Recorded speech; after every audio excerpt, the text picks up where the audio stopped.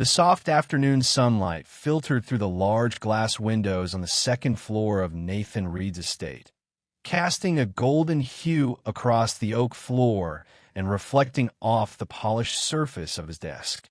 The faint scent of fresh wood mixed with the warm aroma of Ethiopian coffee, still steaming gently in his mug. The room was so quiet. The clicking of keys under Nathan's fingers sounded like sharp taps against the silence. He wore a tailored charcoal gray suit. A gold watch gleamed subtly on his wrist, not for show, but because he liked precision. Nathan Reed, CEO of Reed Corp, a billion-dollar digital security empire, didn't believe in coincidences.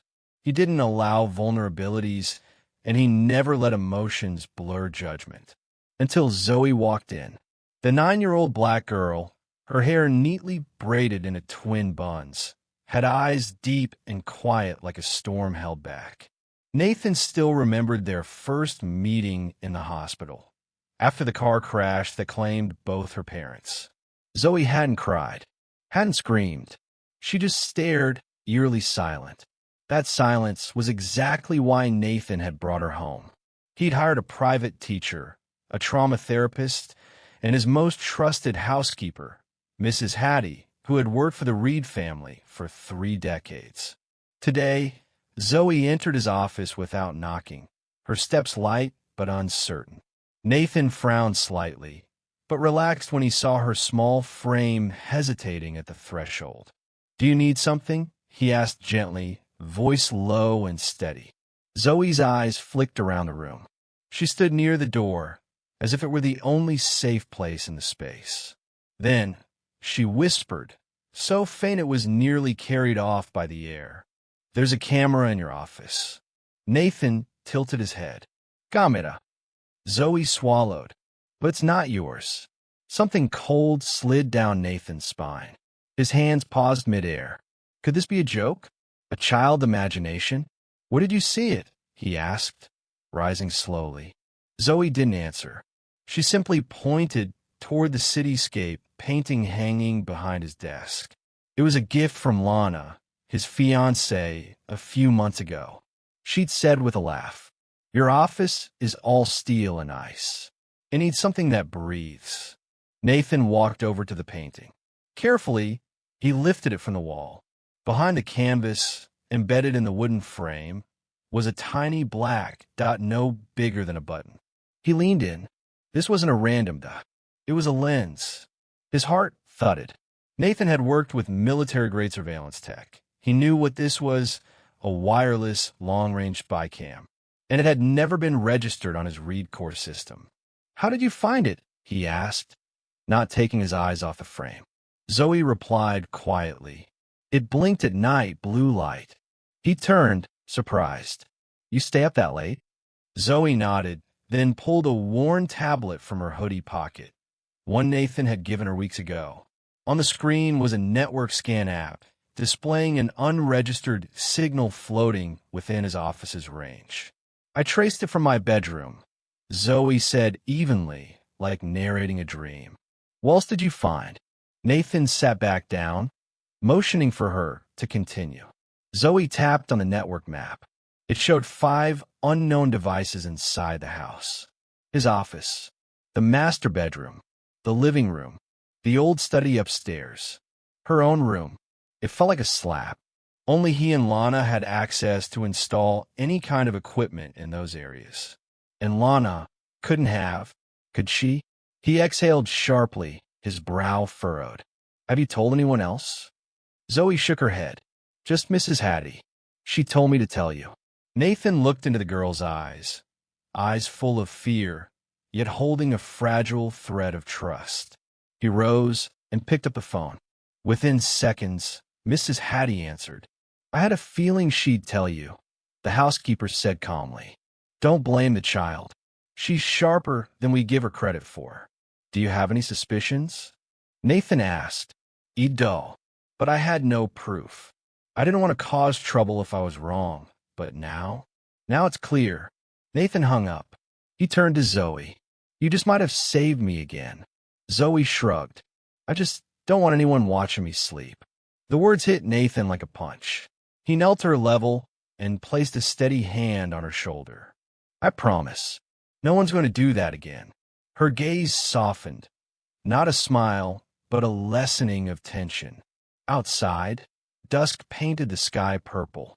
Inside, a secret had been uncovered, and Nathan knew this was only the beginning.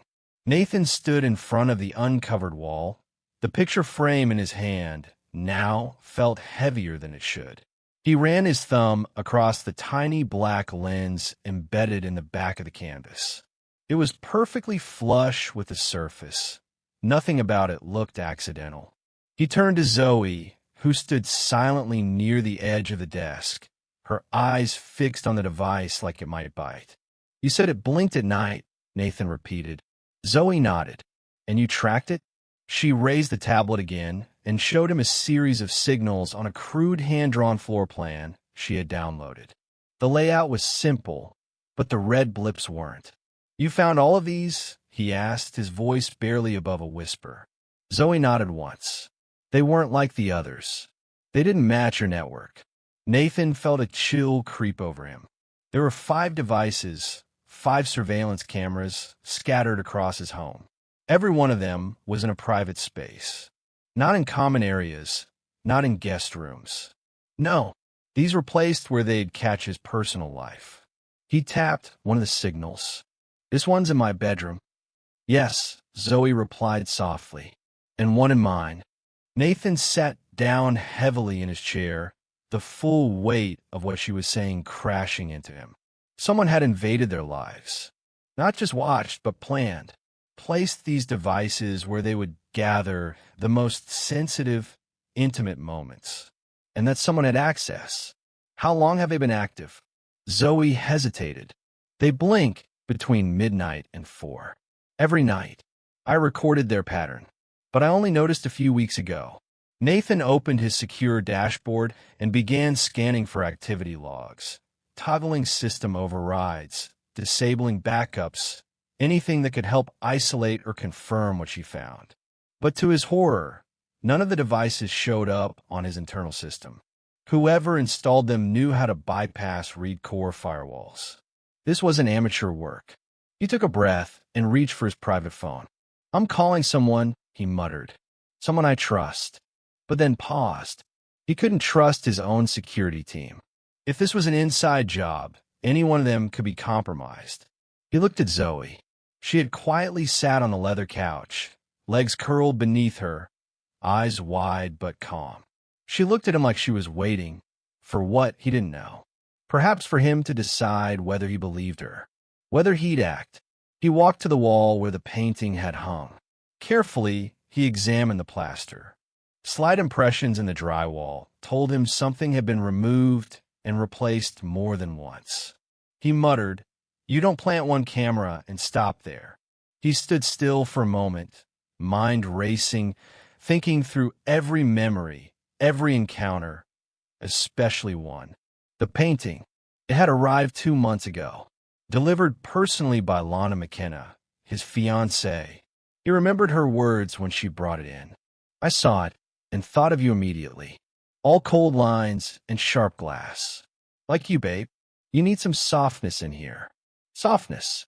He walked back to his desk and pulled up the security logs for that day. Delivered at 6:05 p.m. Vanessa had arrived at 5:47 p.m. 18 minutes alone in his office. He replayed the footage from that evening. She walked in, smiled at the camera, the official one in the hallway, then stepped into his office.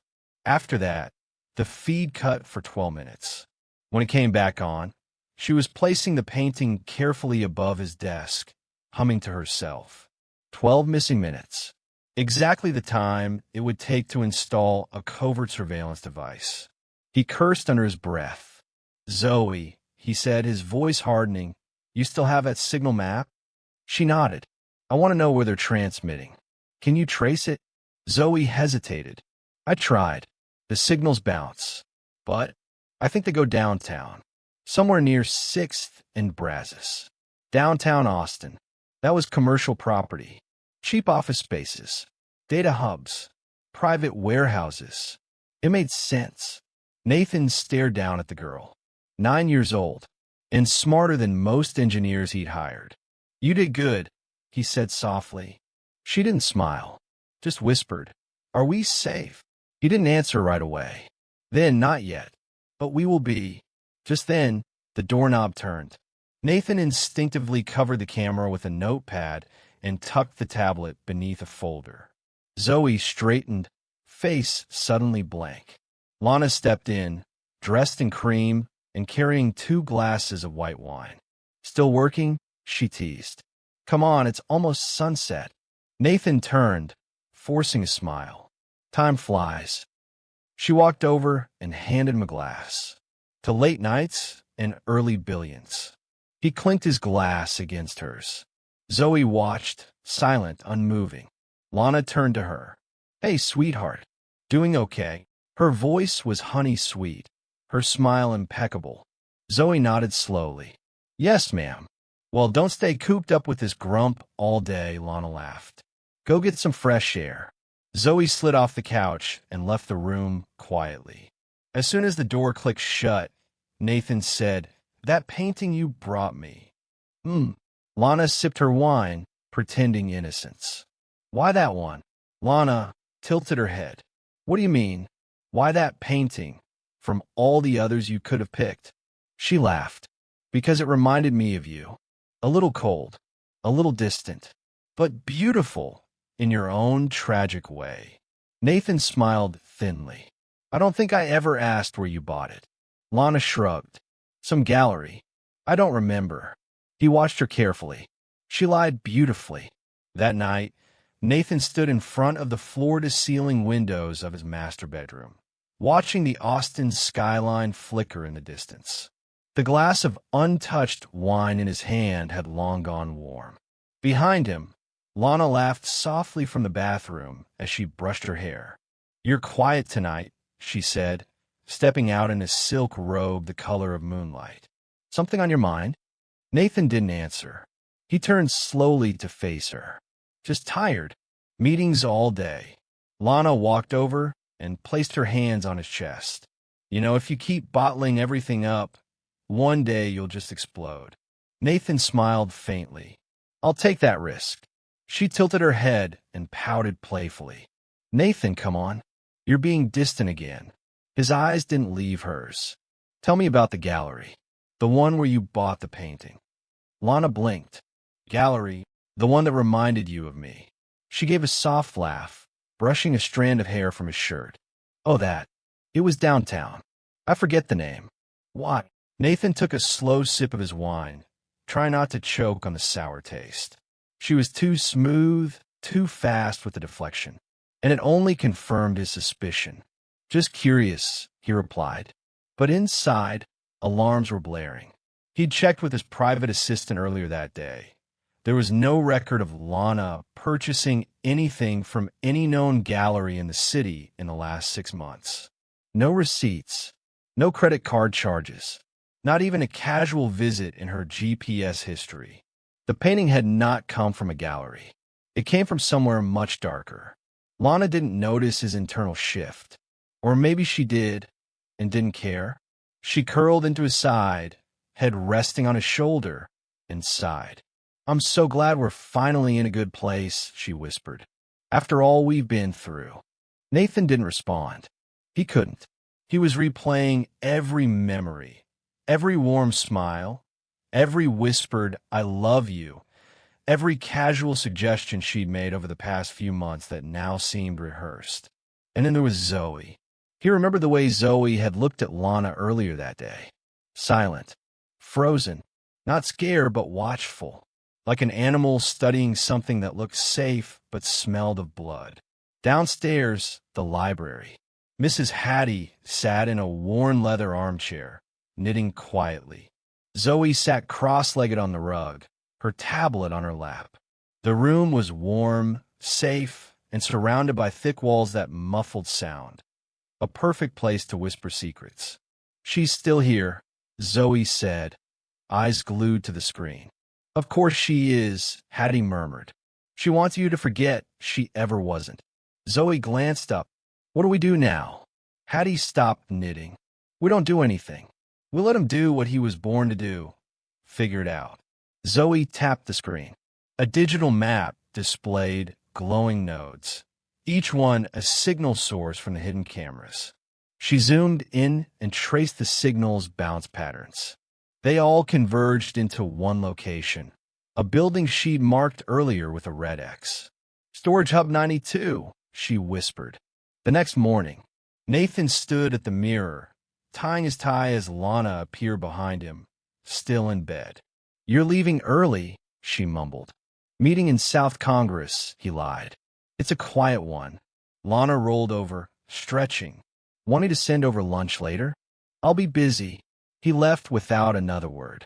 As his car pulled away from the estate, he didn't turn towards South Congress.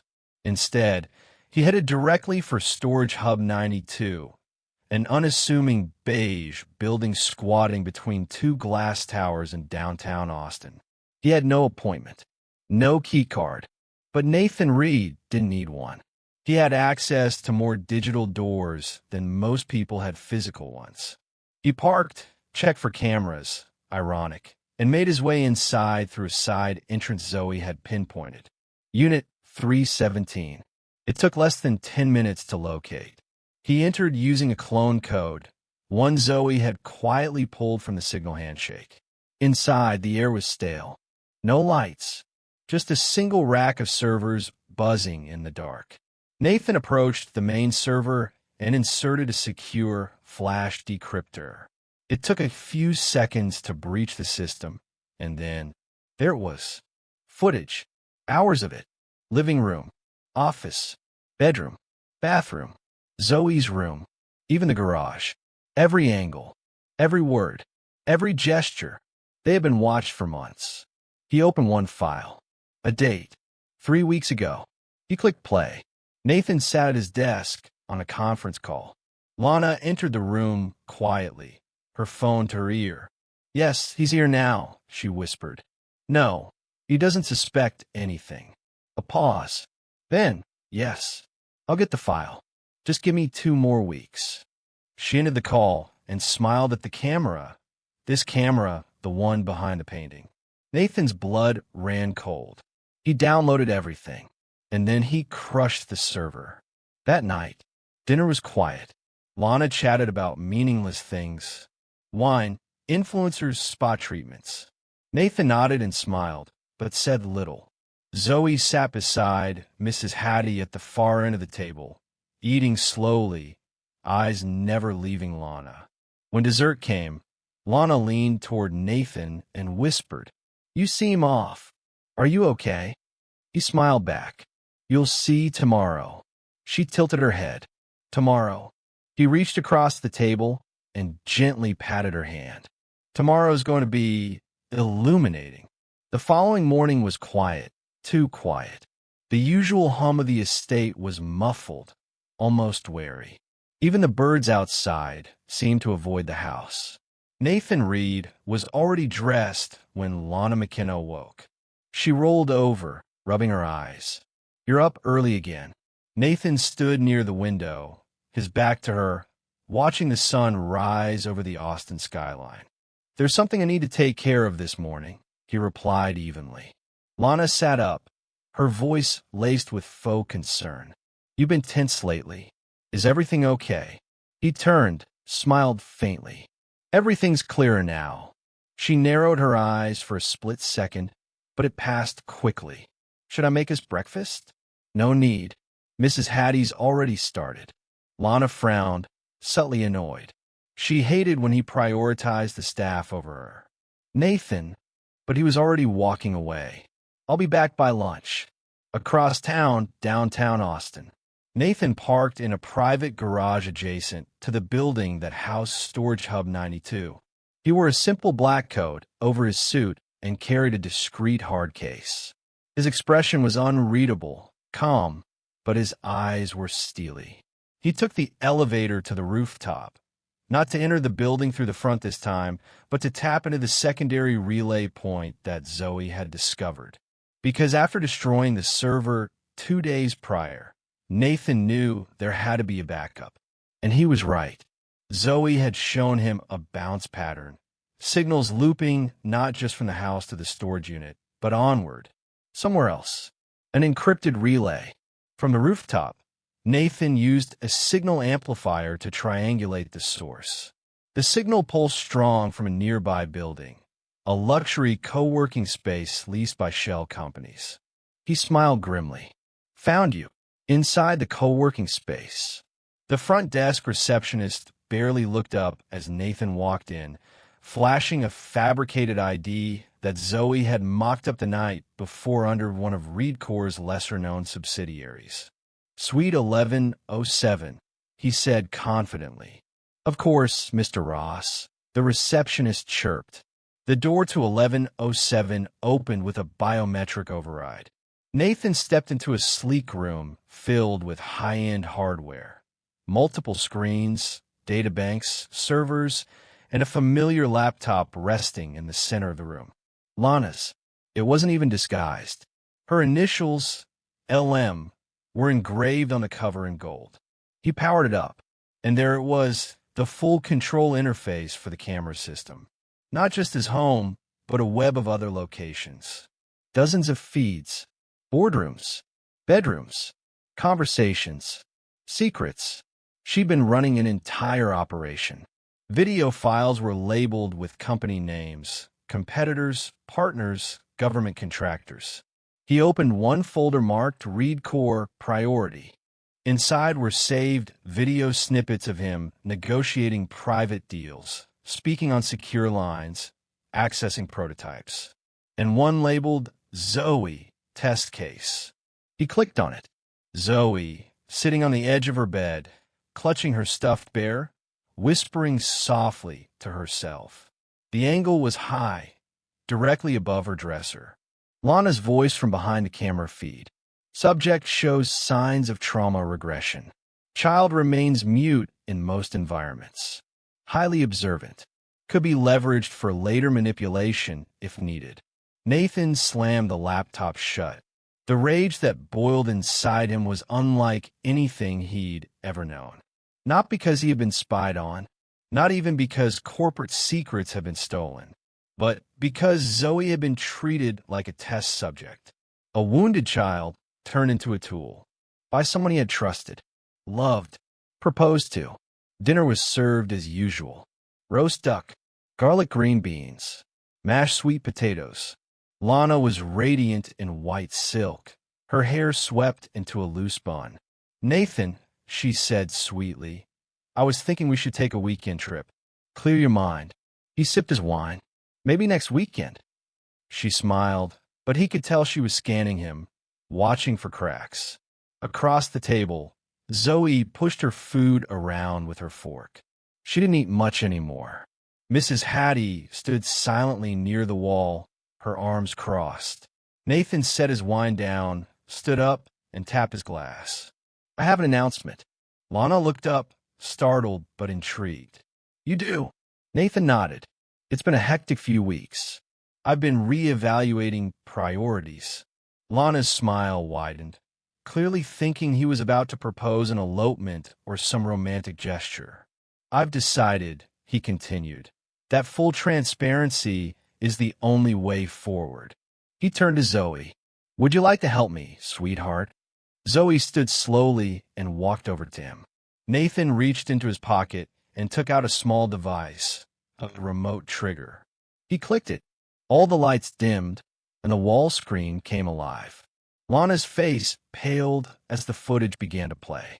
On screen, her voice crystal clear. No, he doesn't suspect anything. Yes, I'll get the file. Just give me 2 more weeks. Nathan looked straight at her. Did you forget the camera's record sound, too? Lana bolted up. What is this? Your voice. Your betrayal. Your project. His tone was ice. You spied on me. On my home. On Zoe. Lana's breath caught. I don't know what that is. Someone is framing me. You left your initials on the laptop. Lana. And your face is in every login timestamp. She staggered back a step, eyes darting to the hallway. There's no way out. Mrs. Hattie said calmly, stepping forward and holding up Lana's burner phone, the same one she'd used in the surveillance footage. "This was in your closet." Lana turned to Nathan, voice breaking. "I had to. You don't understand." "I understand more than enough," he said. "I did love you." Nathan's stare didn't waver. "You love control." She fled the dining room without another word. Nathan didn't stop her. She was already finished. He looked down at Zoe, who stared at the floor. He knelt beside her. "You were right to tell me. I'm so sorry you were dragged into this." Zoe finally looked up. "Is she coming back?" Nathan shook his head. "No." And for the first time in weeks, Zoe nodded and reached for his hand. The front door slammed. Lana McKenna's heels clacked rapidly against the marble floor as she stormed out of the estate and into the waiting black SUV she had called before dinner began. Her driver looked up from his phone, startled by her flushed face and shaking hands. "Airport," she snapped. "Now." But even as the vehicle pulled away, Lana knew it was too late. She wasn't escaping a scandal. She was fleeing from a man who had just dismantled her entire operation in front of a 9-year-old girl. And somehow, that made it worse. Nathan sat alone in his study. The wine from dinner had been replaced by black coffee, untouched. On the screen in front of him, a live feed from the last camera, the one they hadn't yet removed, flickered. It showed Zoe sleeping peacefully in her room, her teddy bear tucked under one arm, a tiny nightlight casting soft stars on her ceiling. He hated that she'd ever been watched, that someone had dared to turn that innocent child into a pawn. He opened a drawer and pulled out the small camera Zoe had helped him dismantle earlier that day. It had been embedded into her light fixture, disguised as part of the bulb. He stared at it for a long time before crushing it in his hand. Enough. The next morning, a cold wind swept across the lawn as Nathan stood with Zoe outside the garage. She was bundled up in a gray hoodie and sneakers, her curls poking out from under her beanie. "You sure you want to come?" he asked. Zoe nodded. "Yes, I want to see it end." Nathan smiled slightly and opened the passenger door. "Then let's end it." They didn't go back to the data center or the storage unit. They didn't need to. Instead, they went to Nathan's corporate headquarters, where a quiet team of investigators and cybersecurity experts were already preparing a legal ambush. Vanessa's activities, unauthorized surveillance, data theft, privacy violation, corporate espionage, had all been documented, backed by irrefutable digital trails.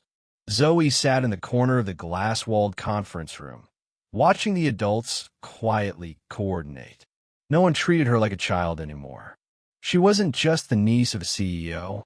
She was the one who noticed first, the one who had the courage to speak. When Nathan entered, the team fell silent. "We file today," he said.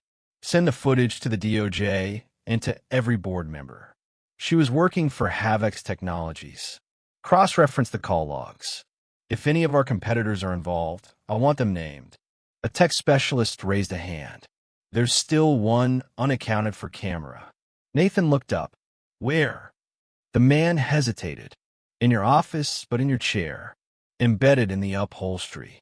Nathan blinked. "Excuse me?" "We scanned it this morning. A needle lens, practically invisible, embedded in the armrest." Zoe's eyes widened. "So that's how she got the expressions," she whispered. "How she knew what you were feeling, even when you weren't talking." Nathan's fists clenched. Lana hadn't just watched, she'd studied him, analyzed him like a machine, predicted his movements, mimicked his reactions. He'd shared a bed with her, opened his home, let her near Zoe, and she had watched him from inside his chair. It was the final frame, the last, most personal betrayal. In the backyard, under a vast Texas sky, Nathan built a small fire pit. The night was calm. No cameras, no devices, no recordings. Zoe stood beside him, holding a small box, the remains of every device they had found. He tossed the chair's armrest in first, then the tiny lenses, the encrypted drives, the final copy of Lana's laptop hard drive. As the fire roared, Zoe stepped forward and dropped one last item in, a photo of Lana and Nathan, smiling in Cabo, printed from his nightstand. Flames licked the edges, curling Lana's smile into ash. Mrs. Hattie appeared with a blanket and gently wrapped it around Zoe's shoulders. "She won't hurt anyone else," Nathan said quietly. Zoe didn't reply. She watched the fire for a long time. Then finally, for the first time in weeks, she whispered, "I feel safe now." Weeks later, the scandal broke across every media outlet. Fiancé of tech billionaire Nathan Reed exposed in shocking espionage ring. Private surveillance operation tied to Havoc's Technologies unraveled by child's discovery. Billionaire's niece uncovers web of corporate betrayal. Nathan refused every interview. So did Zoe. But the board of Reed Corp stood behind him. His stock soared, and offers to invest flooded in. Not because of his power, but because of how he handled betrayal without rage, without revenge, only with truth. He quietly established a new division, Z-Unit, named after Zoe. Its mission? Detect and destroy illegal surveillance in domestic and personal spaces. And its youngest honorary consultant? Zoe Reed. One evening, Nathan sat on the porch with Zoe curled beside him on a swing chair. She leaned her head on his shoulder. "Do you still think about her?" He exhaled. "Sometimes. Not with anger. Just wonder." "About what?" "If it was ever real." Zoe was quiet for a moment. Then she said something simple, but clear. "I think people who spy on others are always afraid of being seen themselves." Nathan looked down at her. "You're wise for 9. Zoe smiled. "I watch a lot.